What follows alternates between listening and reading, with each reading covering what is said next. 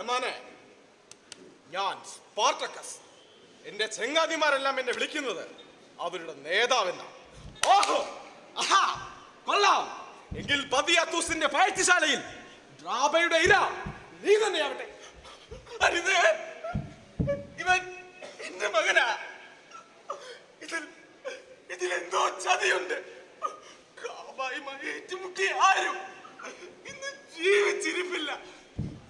ഇല്ലമ്മേ, ഡ്രാബയ്ക്ക് എന്നെ കൊല്ലാൻ കഴിഞ്ഞേക്കാം, പക്ഷേ തോൽപ്പിക്കാൻ കഴിയില്ല.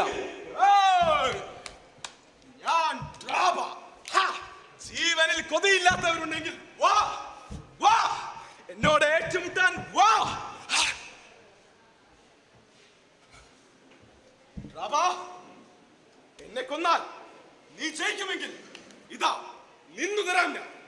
നിനക്കെന്നെ കൊല്ലാം. ഇല്ല, നീ എന്നോട് പൊരുതാൻ വരരുത്. പോ. ഇവൻ എന്റെ നേതാവ്. ഇവനെ ഒറ്റുകൊടുക്കാൻ ഒരുത്തനെ ഞാൻ അനുവദിക്കില്ല. ആരും ഈ അഹങ്കാരിയായവനെ കുന്തമെറിഞ്ഞു കൊണ്ടുക.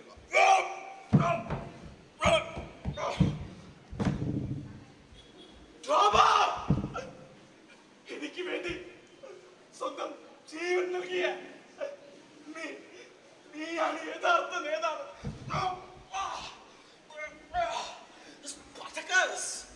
നീ പോ. റോമൻ പട്ടാളം എത്തും മുമ്പ് പോ. എവിടെയെങ്കിലും പോയി ഒളിക്ക്. ആരും ഈ അടിമകളുടെ നേതാവ് സ്പാർട്ടക്കസ് ഈ റോമ സാമ്രാജ്യത്തിന്റെ കോളിലൊളിച്ചാലും എനിക്ക് മുൻപെത്തിക്കുക. യെസ്. ചാൽമേ, നിങ്ങളിൽ ആരാണ് സ്പാർട്ടക്കസ്? പറ, ആരാണവൻ? നീ എതു പറഞ്ഞാൽ 100 പൊൻപണം നിനക്കുള്ളതാ. എങ്കിൽ ഞാനാണ് സ്പാർട്ടക്കസ്. നോ, അവൻ പോളിമസ്. ഞാനാണ് സ്പാർട്ടക്കസ്. അല്ല, ഞങ്ങളാണ് സ്പാർട്ടക്കസ്.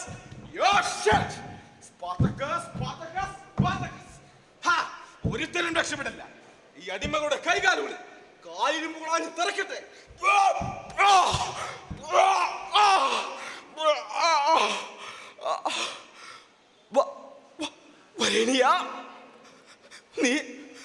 നീ കരയരുത്.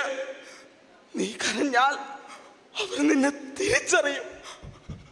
അറിയട്ടെ, അവരെന്നെയും തൂക്കിലേറ്റട്ടെ. അരുത്, നീ ജീവിക്കണം. നിന്റെ ഉദരത്തിലുള്ള എന്റെ കുഞ്ഞിനെ നീ വളർത്തണം. ഒരു സ്പാർട്ടക്കസായി തന്നെ. എന്റെ ചങ്കിൽ നിന്നും തുറച്ചു വീണ ഓരോ തുള്ളി ചോരയിൽ നിന്നും 1000